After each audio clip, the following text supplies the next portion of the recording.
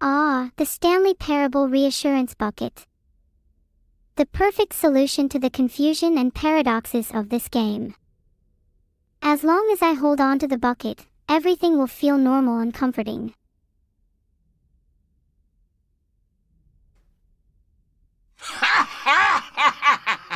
Okay. Can you feel it? The glow of comfort, even in the face of crushing despair, must already be sweeping through your body. The bucket makes me feel a sense of calm and comfort in the midst of despair. It's like a soothing balm for my soul, or whatever I have inside me. And apparently, holding the bucket even makes me more attractive.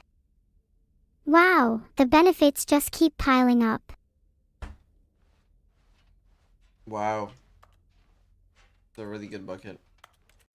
This is the story of a man named Stanley. A story of a man named Annie.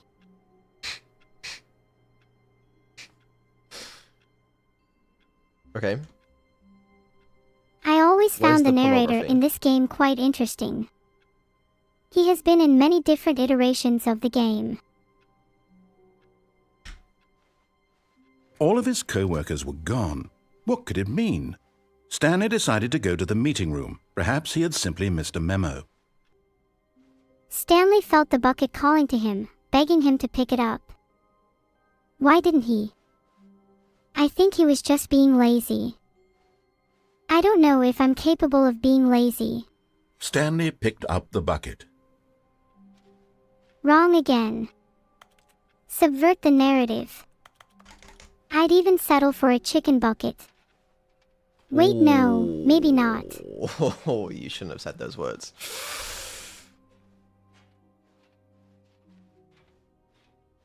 Chicken bucket. Stanley clutched the bucket tightly to his chest and entered the door on his left. I'm hungry. Fuck, it's midnight. Stanley clutched the bucket tightly to his chest and entered the door on his left. But what if I want to go through the right door? I'm going through the right door, whether you like it or not.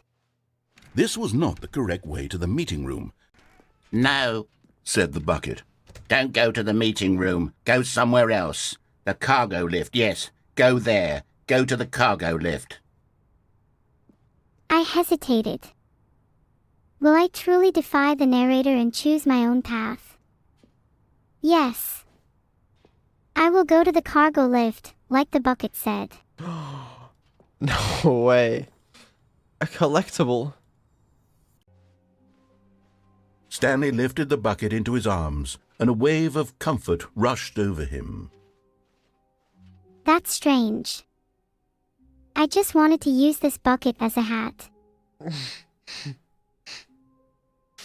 Stanley clutched the bucket tightly to his chest and entered the door on his left. The left door. The truth. Oh, Stanley, can you feel it? The broom closet. It wants the bucket. You can feel that, can't you? The aura of jealousy. It's as clear as day. This broom closet believes it deserves the bucket. I can really feel it now. It's a bucket. It belongs in a broom closet. That's what the broom closet is trying to say here. It's supposed to go with the other cleaning supplies. Good for you, Stanley. Don't give in. Don't hand over the bucket. This is your bucket. This is your companion and lifelong friend. You can't hand it over. Oh, no. We're getting into name-calling now, it seems. Is this how low the broom closet has sunk, that it has to resort to this stream of petty insults simply in order to get you to hand over the bucket? The bucket is my only ally. I will not abandon it. My relationship with the bucket is more real than anything you could ever understand. You know what? I could take the name-calling and the dismissal of your kinship with the bucket, but now the broom closet is just giving us the silent treatment, and to be honest, I'm sick of the pettiness on display. You can stay here all you like, but I've had it with this impetulant room of cleaning supplies, easily the most childish such room I've ever been in. I'll see you outside, and we can get on with the story about you and your bucket. Ah, seems I've angered the narrator. I hope they calm down soon.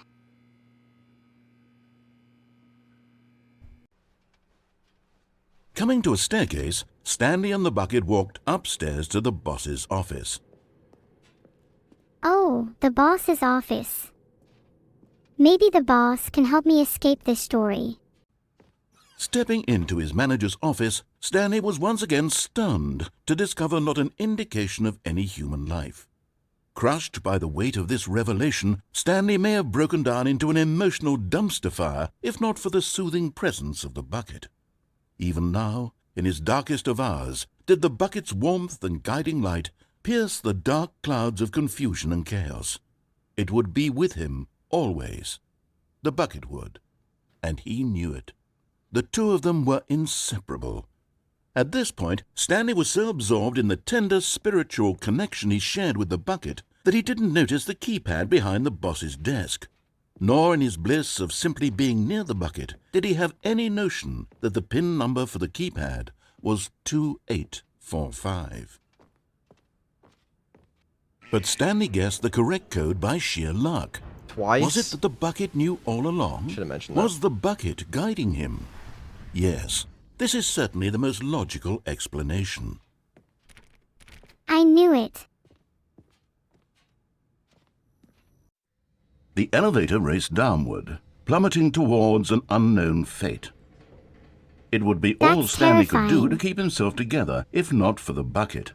Soothing him, comforting him, reassuring that in this darkest moment of uncertainty, he would be all right. The bucket is here for you, Stanley. Everything will be fine. I cannot stand these creators. I wish they'd hurry up and make something new already.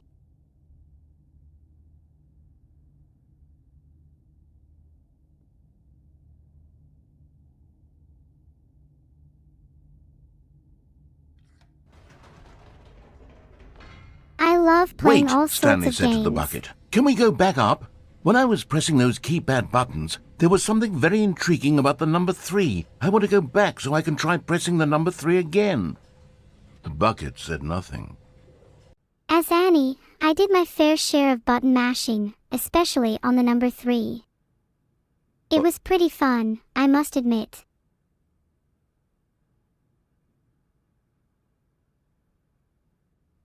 Okay, great. Well, Wow, he said. The number 3 is such a special button. I'm having the time of my life. Stanley looked expectantly at the bucket, but the bucket remained silent. This was a shock to Stanley, who had always felt such a connection with the bucket. How was this not as exciting to the bucket as it was to him? Once Stanley had had enough of the number 3, he got back in the elevator. I did not realize how much I would enjoy the number 3, but I guess that's just the power of the number and the joy it brings.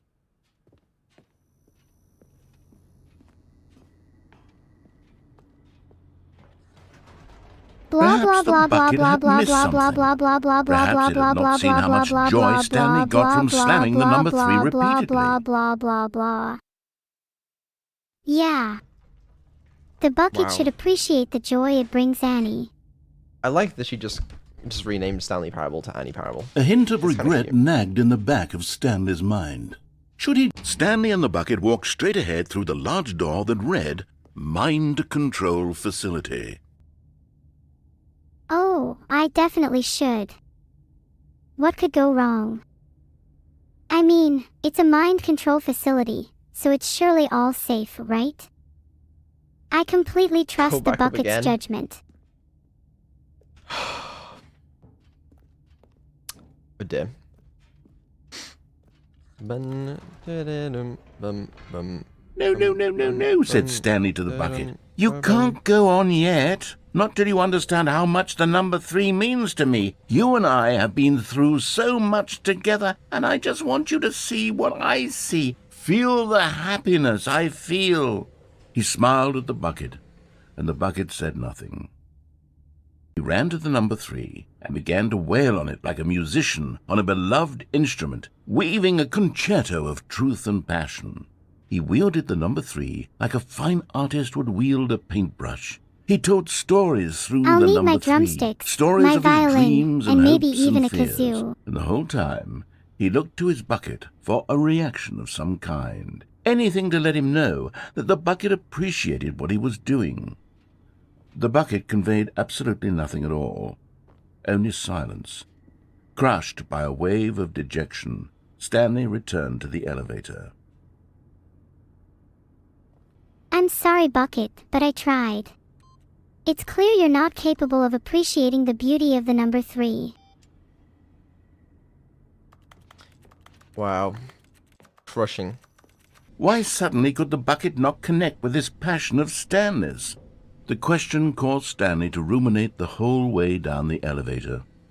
He knew that there must be a way to get through to the bucket, to communicate fully with his dear friend. Surely there was a solution, mustn't there be?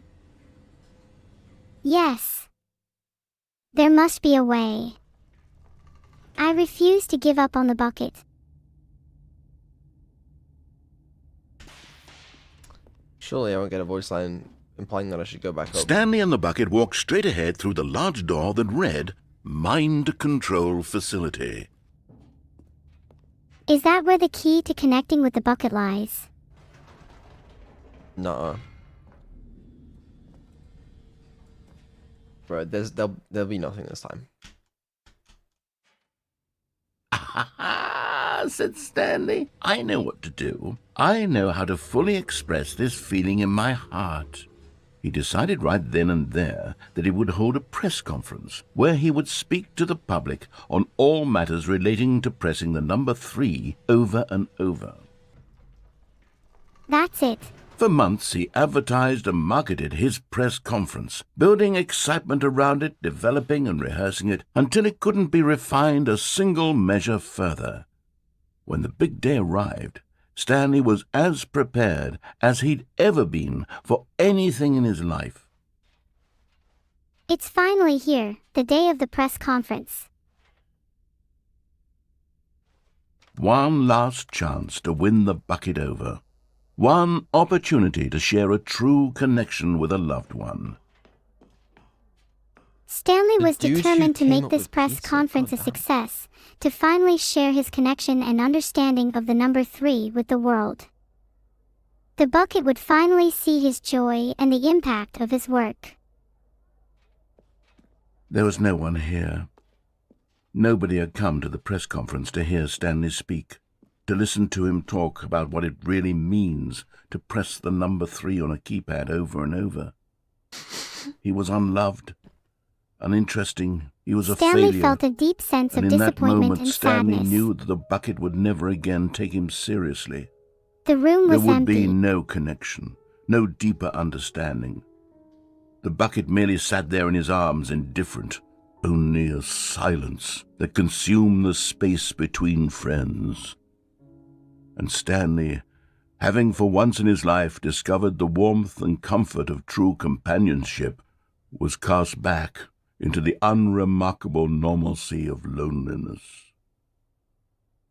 This can't be the end, can it? Stanley watched as the bucket sat there, indifferent to his words, and he felt the weight of his failure press upon him. The connection he had once cherished was now lost, and he returned to a life of loneliness, with only the echo of their lost friendship to keep him company.